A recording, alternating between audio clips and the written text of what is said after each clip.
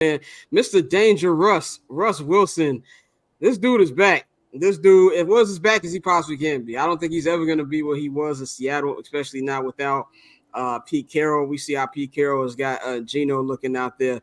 But he's doing pretty good, man. Big clutch win last night on Sunday Night Football against the Minnesota Vikings. Big time defense, by the way. More than anything, that defense, Vance Joseph, you gotta give him some credit. This is a team that gave up 70 fucking points That nigga should be earlier in this fired season. right now. Yeah, he should be fired right now. He came back, got back into it. Sertan, everybody on that on that secondary been balling, but Russ went for 27 35, had 259-yard passing, at 259 passing yards. One touchdown last night, and that was a game winner to Cortland Sutherland. It was a nice ball in the corner of the end zone. And on the season, he's got 2,095 yards passing, 19 touchdowns, and 4 interceptions, man. Dante, what you see from Russ, man? Is he back, or what do you think? Does this change the trajectory of where the Broncos are going? I love what I'm seeing from Russ, and I think that most importantly, this is what happens when you put a quality quarterback with a quality offensive-minded head coach. I wish teams that I follow would do shit like that, but no, I think bringing Sean Payton in really helped revitalize his career, and that's really what it was. The previous regime, as much as people hated the way Sean Payton took shots at him, they really didn't work to Russell Wilson's strengths, and so this year, I know he's not injured. I think that also plays a big factor into it. He had the shoulder injury last year, but he's 100%, and he's with a coach that believes in him and has him out there really, moving the ball. He's not turning the ball over. I think he only has 4 interceptions, while still being the top 3 in touchdowns in the league. So definitely a redemptive story, and I think he'll definitely win comeback player of the year at this point. But I think more than anything, like I said, bringing Sean Payton in and having him a quality coach with a quality quarterback, that's what you need in this league, and that's what we've seen, and that's what they got.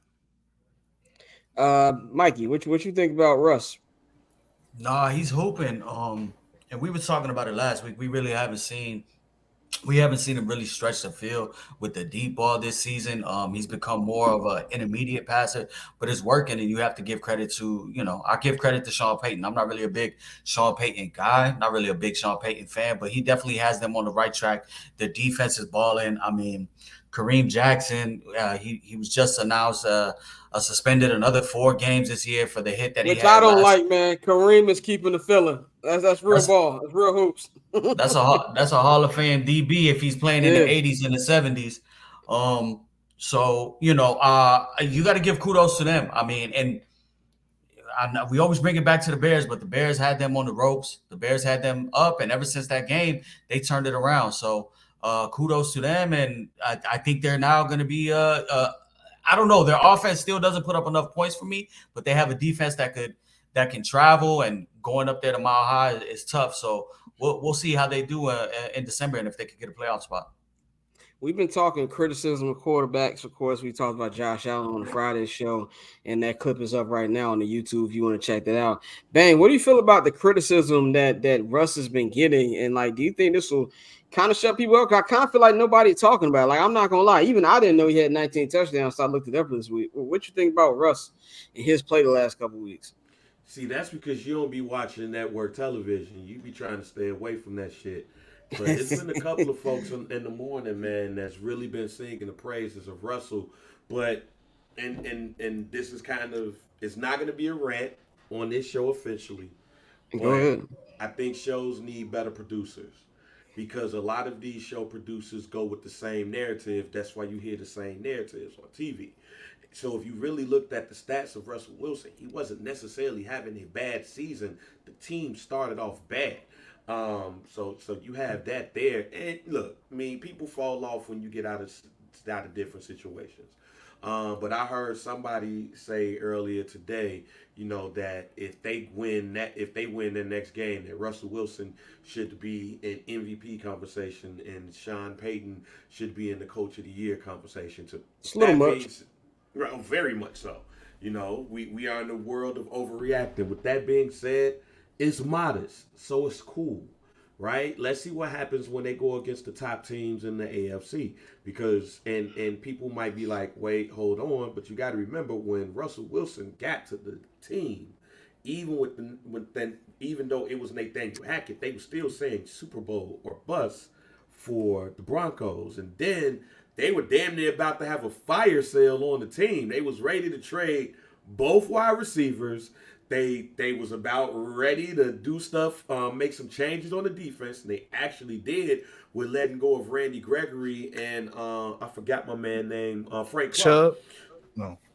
But they talked about Chubb too, reportedly, allegedly. They was ready to go on a fire sale, and they didn't.